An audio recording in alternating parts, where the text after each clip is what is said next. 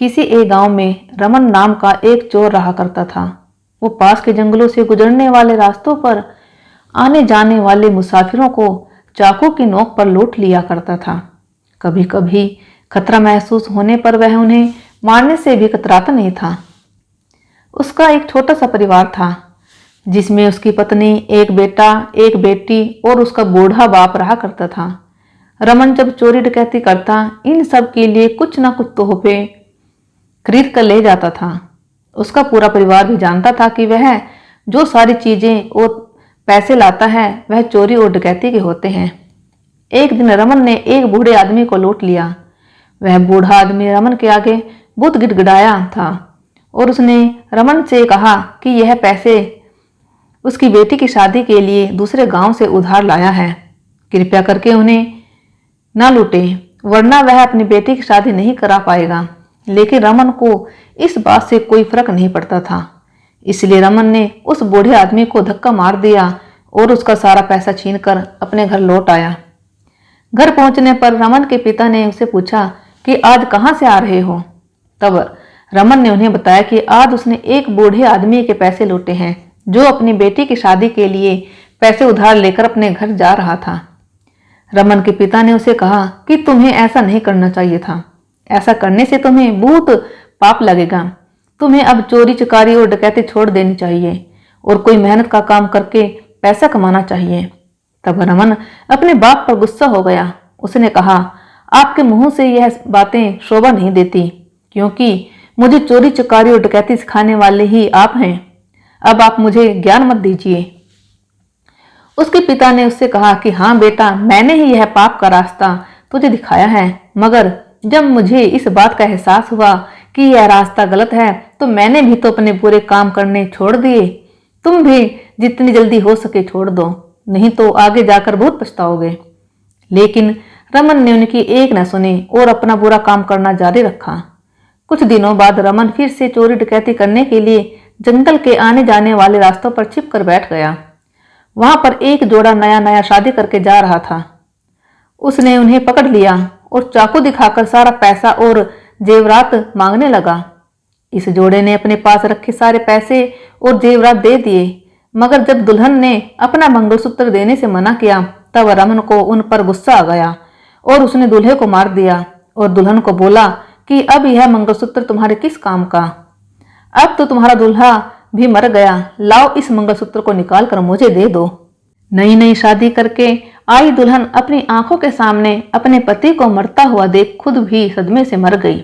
यह सब घटना जब हो रही थी तब पास के पेड़ के नीचे बैठा साधु ये सब देख रहा था।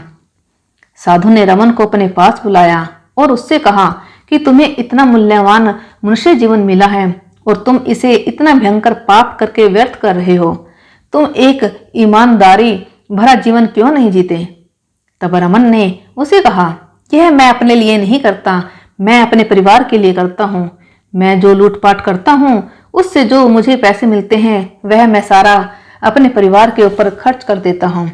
तब साधु ने रमन को कहा कि चाहे तुम अपने परिवार के लिए पाप करते हो, मगर इस पाप का सारा हिसाब तुम्हें चुकाना पड़ेगा। हाँ, अगर कोई है जो अपनी मर्जी से तुम्हारे पाप में भागीदार बनता हो तब बात अलग होगी। रमन ने साधु की बात सुनकर तुरंत कहा, हाँ हाँ, क्यों नहीं, मेरा पूरा परिवार मुझसे बहुत प्रेम करता है और वह सभी जरूर मेरे पाप में भागीदार बनेंगे। आखिरकार मैं यह सब उनके लिए ही करता हूँ। साधु ने रमन से कहा, हो सकता है यह तुम्हारा भ्रम हो। इस बात को स्पष्ट करने के लिए तुम्हें अपने परिवार से एक बार पाप की हिस्सेदारी लेने के लिए पूछ लेना चाहिए। रमन को साधु की बात पर विश्वास नहीं हुआ, लेकिन उसने सोचा कि एक बार पूछने में क्या जाता है। उस दिन जब वह घर पहुंचा तो अपने सारे परिवार के लिए कुछ न कुछ तोहफे लेकर गया, जिन्हें पाकर परिवार के सभी लोग बहुत खुश हो गए। उसने सबसे पहले अपने पिता से पूछा कि क्या आप मेरे पापों में भागीदार होंगे? पिता ने उससे कहा कि बेटा, मेरे खुद के ही इतने सारे पाप हैं जिनका पछतावा मैं अब तक कर रहा हूँ। भला मैं तुम्हारे पाप में भागीदार कैसे बनूं? और वैसे भी मैं तुमसे यह काम छोड़ने के लिए तो पहले से कह रहा हूँ। बाद में रमन अपनी पत्नी और बच्चों के पास गया। अपनी पत्नी और बच्चों से भी यही सवाल किया कि क्या वह उसके पाप के भागीदार बनेंगे। तब उसकी पत्नी और बच्चों ने उससे कहा कि आप जो कुछ भी करते हैं वह हमारे लिए नहीं करते, बल्कि आप इसलिए करते हैं क्योंकि आपकी वह जिम्मेदारी है। आप अपनी जिम्मेदारी चोरी डकैती करके पूरी करो। हमने ऐसा कभी नहीं कहा। वो पूरी तरह आपका फैसला है। इसलिए इससे मिलने वाले पाप में हम आपके भागीदार कैसे बने? अपने परिवार का जवाब सुनकर रमन की आंखें खुल गई। वो तुरंत जंगल के पेड़ के नीचे बैठे साधु के पास गया और सारी बात साधु को बताई और उनसे यह भी पूछा कि वह कैसे अपने पाप कम कर सकता है। साधु ने उससे कहा, अपने सारे बुरे काम तुरंत बंद कर दो और तुम्हारे पास जो कुछ है, तन मन या धन, उन सब से अच्छाई के काम करना शुरू कर दो, जिससे तुम्हारा पाप धीरे धीरे कम हो जाएगा। उस दिन से ही रमन ने सारे बुरे काम बंद कर दिए और अच्छाई के कामों में लग गया।